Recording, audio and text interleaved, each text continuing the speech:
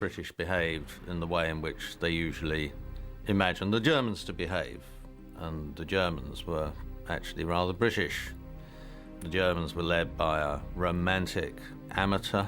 They failed to recognize the potential of the latest technology or exploit it. They had a very odd, old-fashioned warrior hero ethos, whereas the British were led by seasoned, ruthless professionals. They believed in teamwork, they played down the role of individuals, they had a very detailed plan that they stuck to, they were Teutonic and thorough. And so, of course, they won. Dave's trip to the south coast continues. That's nice, look at the Thames. Beautiful. Over the wing of a Spitfire. In 1940, the British knew they were about to suffer an air assault of unprecedented ferocity. The fighting over the Channel had merely been an overture. The only question was when the hammer blow would fall. But ever since he took control of Fighter Command, Hugh Dowding had been building up the world's most effective air defense system. Its greatest innovation was that for the first time ever, air warfare could be controlled from the ground. What made this possible was his secret weapon.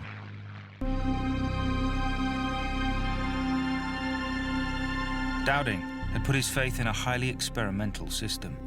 At his insistence, a chain of 53 radar stations was built along the coast of Britain, covering hundreds of miles. It was huge, but utterly untested. What had he built? A war-winning weapon, or just a white elephant? We, as pilots, knew practically nothing about this. We knew that these towers were being built, and we were told they were something electronic. But we didn't really know what effect they were having on our activities until the battle started in 1940. There couldn't have been a better commander-in-chief to fight the Battle of Britain, in my opinion, than Dowding. He understood the role of radar. There might have been other commanders-in-chief who might have been dismissive of it. Dowding was 100% for it, and he recognized that here was the weapon with which he could defeat the Luftwaffe. Without radar, he would have been so outnumbered that he would have had no chance whatsoever. The radar was very important to the RAF because they didn't need to fly standard patrols. They could conserve fuel, aircraft time, and flying time.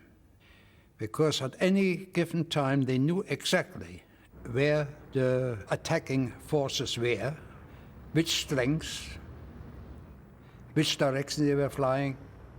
So at the last moment, they could send up the interceptors. The Germans knew all about radar, but for them, it was a naval technology to be used mainly at sea. They were bemused that the British should think it had any role against aircraft. Once during bad weather conditions, we were flying in the clouds, and suddenly a Spitfire formation came right up behind us, and we wondered how this was possible, having no visibility whatsoever. That was the first time we heard about radar. RAF fighters had VHF radios in the cockpit. That meant pilots would remain in constant contact with the controllers, who would update them on enemy movements, allowing them to get into the best attacking position. Most German fighters had to wait months to be given radios, and even then didn't like using them. Radar stations gave advanced warning, but only out to sea. Once over the coast, planes were invisible to it. But Dowding had a fail-safe backup. 30,000 men armed with binoculars, altitude calculators and telephones made up the observer corps. Information flowed down their thousands of phone lines into the filter stations, and from there to Dowding's HQ at Bentley Priory. Numbers, altitudes, aircraft types, bearings, everything Dowding needed to form a complete picture of the day's engagements. Having put all this together, you then needed a means of actually connecting the fighters with the enemy bombers. And this is where Dowding's foresight really comes in. He created a network which is probably best described as the world's first intranet. It's in fact an analog intranet system, a command and control system which is a network in which each bit of it can connect with every other bit of it. and information is passed all the way through it, up, down, filtered, and out to whoever needs to take which decision at which particular time. Dowding had split the country into 4 groups. Each had a central control room, responsible for its fighter airfields, and for deciding which squadrons to scramble. Till early August, the Germans had mostly attacked Channel shipping, but that was about to change. The RAF braced itself against the tidal wave coming its way.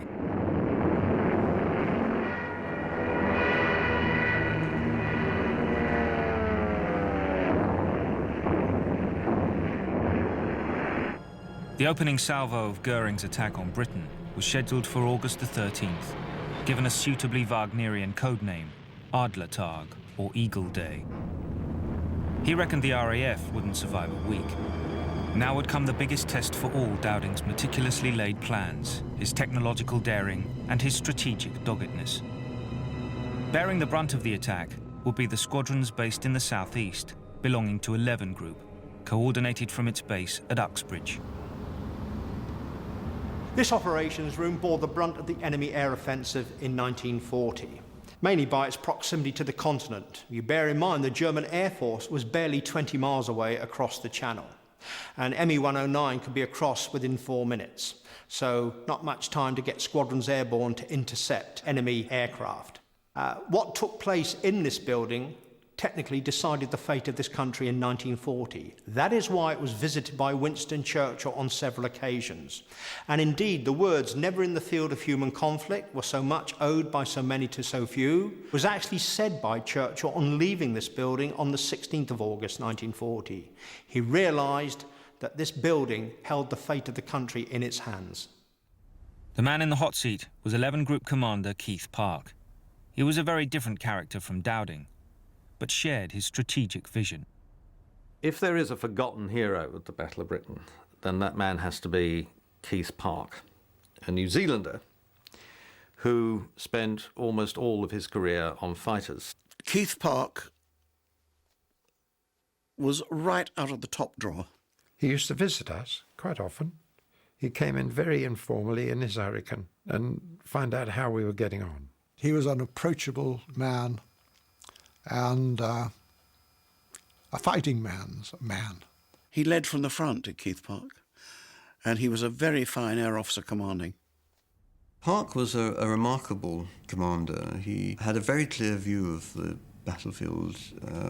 He displayed, I think, throughout the battle a remarkable flexibility in his response to what the Germans were doing, profound tactical understanding. Park faced a gargantuan challenge. One single wrong decision, landing a squadron too early so they could be destroyed on the ground, or taking off too late to intercept, could have crippled fighter command and given Goering his easy victory. It required brinksmanship of the highest order. If one looks at his performance during the Battle of Britain, it is remarkable in that even with hours to ponder decisions that he took within minutes about which fighters to deploy, in which numbers, where, it's very hard to improve on the decisions he made. In preparation for Eagle Day, the Germans tried to disrupt the British fighter control system, especially its vulnerable radar towers. Squadrons of dive-bombing Stukas were given the job of destroying them.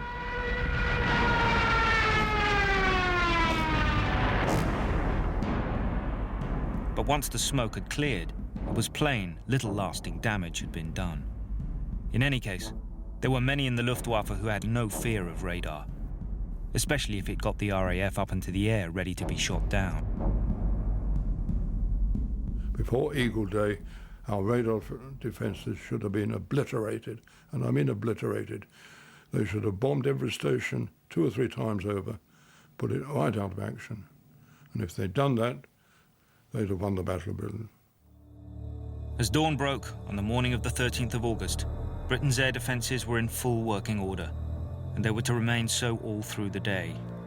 Instead of being the beginning of the end for the RAF, as Goering had hoped, Dowding's fighter command inflicted losses of 3-1.